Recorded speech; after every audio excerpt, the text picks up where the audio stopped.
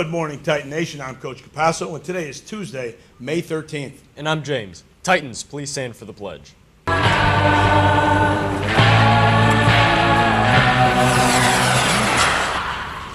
pledge allegiance to the flag of the United States of America and to the republic for which it stands, one nation, under God, indivisible, with liberty and justice for all. And now a quick word from Mrs. Farrell. Good morning, Titans. I know you've missed this gorgeous face for a while, but I'm back. I have some important things for you to listen up to. My first is credit denial or appeal, as I like to call it.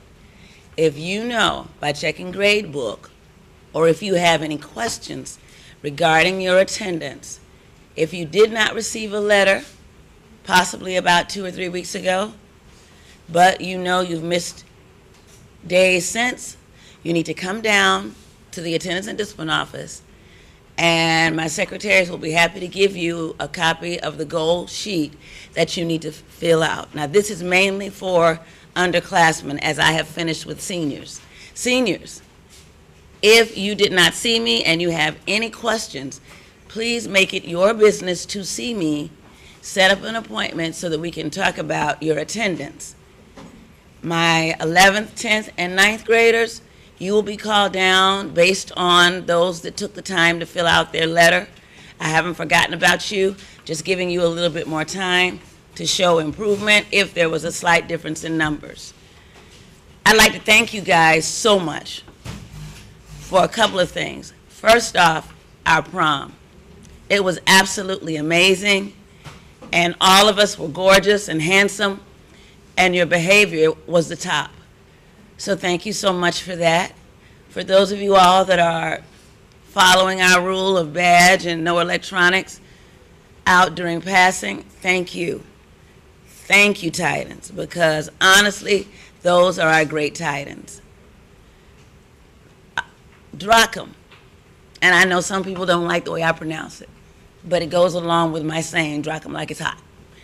Anyway, we have cookies today, basketball tomorrow. Coach Mouton even offered to help me out with that. So 5 for the basketball during lunch. Thursday, we have cookies again. Friday is music. And the next big drawing is for that peel. It's the beat. You guys know better than me, but it's that peel. I'll have a picture of it the next time. But what I really want to highlight, credit appeal. Please come down. Check with Ms. Fortune. Check with Ms. Person if you aren't sure. Because I'd hate for your credits to be denied, and they can be even if you have an 8 in that class for attendance. Or they can be put in our savings account and carry over till next year. Surely don't want you to be surprised about that, so please come down.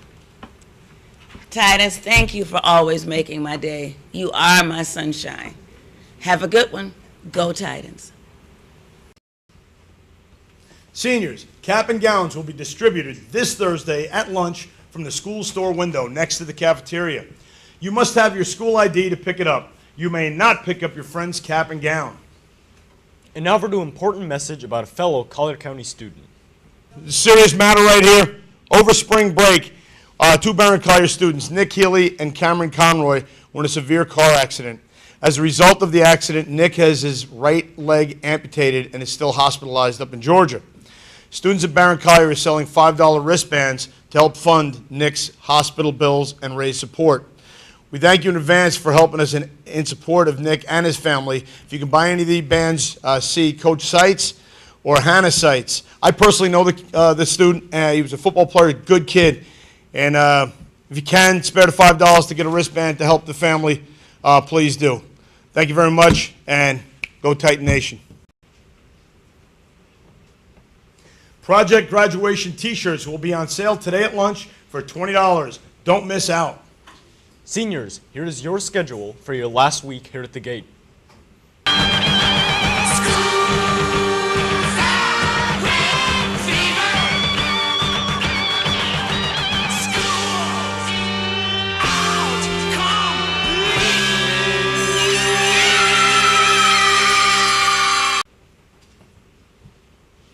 representative from Hodges University will be here tomorrow. If you're interested in hearing about what they have to offer, sign up at Guidance today. There will be an equality prom again this year. It is Saturday, May 17th from 7 to 11 p.m. at the Unitarian Universalist Church. The cost is $20 in advance and $25 at the door. If you are interested, please see your counselor for more information on how to get a ticket.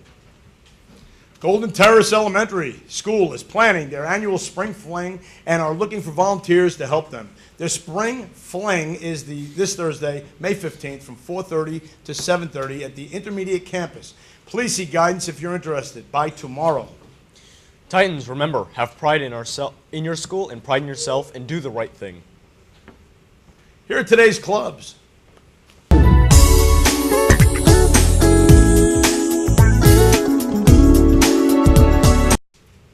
And now over to sports news.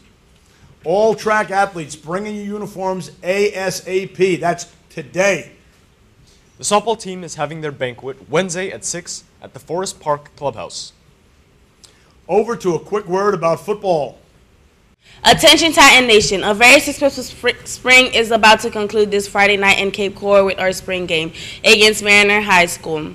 The football team looks to build on last year's first ever winning by unleashing its fast and physical offense led by the D-Haiti Demolition team and its new run and hit defense led by PP Octavian, Lavenda Warren, Jesse Zimmerman, and Carlos Garcia.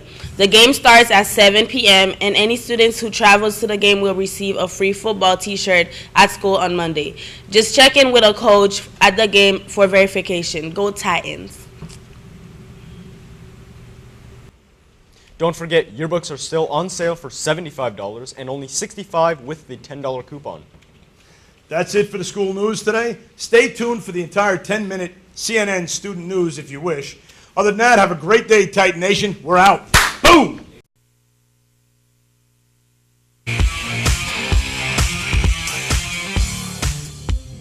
From Africa to Europe, and from killer robots to an iconic obelisk, CNN Student News is bringing the world to your classroom. I'm Carl Azus. First up today, a hopeful sign for the families of more than 200 kidnapped girls in Nigeria.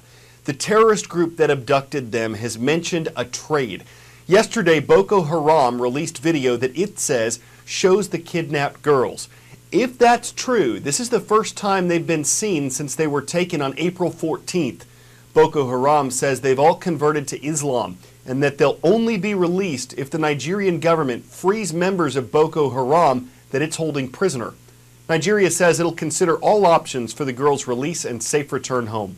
Meantime, a CNN reporter visited the school where the kidnappings happened and spoke to a girl who escaped from the terrorists. This is a road few are now willing to travel. It's been one checkpoint after another. As we have traveled north from the Nigerian capital, Abuja, we've definitely seen evidence of the security reinforcements that the government's been talking about. But as we got further north, as we got deeper into the Boko Haram countryside, where they've been striking terror into the hearts of villages, much of that presence seems to have evaporated. Attacks by the militant Islamist group Boko Haram are constant in this part of Nigeria. But what happened in Chibok put the world on notice. In here, in these rooms, is where the girls were sleeping when armed men in what they describe as military uniforms came to their dormitory gate and told them that they'd come to protect them. The girls started to assemble in the yard as ordered to. They didn't realize who the men really were until it was too late. Over 200 girls dragged from their beds to be sold off as bounty. A message that the militant group's edicts on female education must be heeded. But a way also for big men with guns to make money off terrified girls. If indeed Chibok, I will never go again. You'll never go back to school? Yes. Because they made you afraid? Yes. Before the militants left, they destroyed everything they could. Textbooks, the library, the laboratory, their attempt to forever shutter this school. About 3,000 miles northeast of Nigeria, in the nation of Ukraine, some parts of the country are holding controversial votes. We've told you how Ukraine is divided. Some people, including Ukraine's new government, want closer ties with Western Europe. Some others want to secede from Ukraine and possibly join Russia. That's what a vote indicated in Donetsk, a region of eastern Ukraine. An election official said Monday that 90% of voters there support secession from Ukraine. But there were no international election monitors there for Sunday's vote, and officials from Europe and the U.S. say it doesn't count. Russia annexed Crimea, another region of Ukraine, after it held a similar vote in March. Russia says it's not interested in annexing other parts of Ukraine, but that it wants Ukraine to give its Russian-speaking population more power in the government. The United Nations Charter discusses preventing war, having faith in human rights, maintaining international peace and security. It says nothing about protecting people against killer robots. But at an upcoming UN meeting in Geneva, Switzerland, experts do plan to talk about autonomous weapons systems. Basically, robots that can choose and attack a target without any human intervention. These don't exist yet, but... A futuristic danger in Hollywood films like The Terminator, now a big enough threat to warrant a United Nations debate. Robotic technology has already advanced to levels that wouldn't look out of place in a sci-fi blockbuster. These robots, developed by the Pentagon, can climb stairs, detect and avoid obstacles, and even correct themselves if you push them around. Robots are getting close to being able to do the physical tasks that we can do and more. It's only a matter of time before they appear on the battlefield. Machine technology is already being used to kill. We've seen that in drone strikes against the Taliban and other terrorist groups. But behind the drone technology, there is still a human being calling the shots. Giving robots the power to make those life or death decisions themselves is what the UN is discussing. A computer's ability to analyze and think is improving all the time. Google has been experimenting with neural networks, a kind of artificial brain capable of teaching itself independently from human programmers. And that raises a scary question. Will the artificial intelligences that power our robots one day decide to push back? Atika Schubert, CNN, London. Time for the shout out. Which of these objects is an obelisk? If you think you know it, shout it out. Is it the Space Needle, Liberty Bell, Leaning Tower of Pisa, or Washington Monument? An obelisk has 4 sides and ends in a pyramid shape, like the Washington Monument. That's your answer, and that's your shout out. And it's a tall one. When the monument honoring America's first president was finished in 1884, it was the tallest building in the world. It's made of granite and marble, stone that doesn't have much flex or give when the ground shakes. That's why it's been closed to the public for 3 years, and yesterday was its grand reopening. For 3 years, crews have been restoring the Washington Monument to its original glory. Hard work, stone by stone, that's come to a long-awaited end. Now that the 555-foot obelisk reopens to the public. And we have one of the most spectacular views in America, and certainly the best view in Washington, D.C. And we're very excited to allow visitors back up at this level. It's been closed since August 23, 2011. When a 5.8 magnitude earthquake shook the marble and granite, sending debris flying. We had some initial reports that there may have been some mortar or even some stones that had come loose. The wide crack pictured in this National Park Service video caused rain to pour inside and down the stairs. We had to do a careful analysis of over 20,000 stones at the monument before we could figure out exactly what we needed to do to repair it. The first couple of weeks we had people who were actually rappelling down, and they were doing photo documentation and analysis of each of the stones to determine the significance of the damage. The worst damage was at the top. Many people who have lived here for many years suddenly have a renewed interest in going to the top of the Washington Monument. So we're very excited. That's what we're here for, is to have this site open to the public. The $15 million restoration project, for a while, lit up Washington's skyline until the most soaring sight in the nation's capital was back to the way it should be. Erin McPike, CNN, Washington. Rolling across the American South in the CNN Student News roll call from the southwestern state of Arizona, the Bulldogs are online. We found them at Bogle Junior High School in Chandler. Good to see y'all in the Grand Canyon State. Now to Betsy Lane, Kentucky. The Bobcats are making roll in the Bluegrass State. Thank you for watching at Betsy Lane High School. And in the Peach State, the Jonesboro High School Cardinals are here. It's great to be part of your day in Jonesboro, Georgia. At Florida Atlantic University, there's a program that allows talented high school students to earn college credit for some of their courses. Grace Bush saw an opportunity and went for it. She earned her bachelor's degree just before she got her high school diploma. So while her friends are graduating high school, she's practically graduated college. She started the program at age 13 and worked through summers. Her parents encouraged her in part because they have 9 children and can't afford college tuition for all of them. Grace got her degree in criminal justice with a GPA of 3.8. Her next steps, she wants a master's degree, a law degree, and eventually a job as Chief Justice of the United States.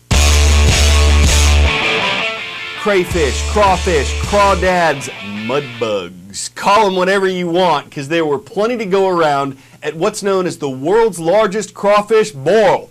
It happened Saturday in New Orleans. Where else? It was part of a fundraiser bringing in $40,000 to help the hungry. It was also a restaurant celebration of its 125th anniversary. They boiled up 27,000 pounds of crustaceans and they sold out. You could call that cray-cray. You could call that the crawdaddy of fundraisers, even if you don't like feeding on bottom feeders. If the thought makes your skin crawl, when folks cook up an idea to help others, there's just nothing crawfishy about it. I'm Carl Azus for CNN Student News.